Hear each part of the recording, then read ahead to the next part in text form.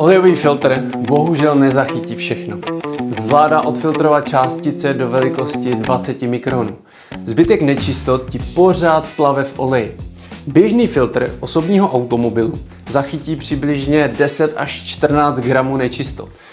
Nejčastěji jde o otěrové kovy, jako je železo, hliník, ale taky chrom, cín, nikl, měď, olovo a podobně.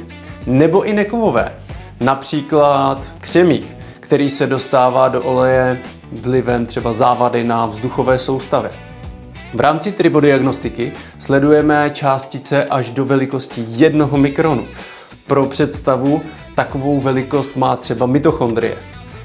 Díky tomu jsme schopni na miligramy vyčíslit, kolik kterého prvku reálně plave v oleji. Cílem laboratorního výstupu je zhodnotit, zda je motor v dobré kondici nebo vyžaduje konkrétní údržbu. Někdy se majitel může z výsledku dozvědět, že už se mu do motoru opravdu nevyplatí investovat.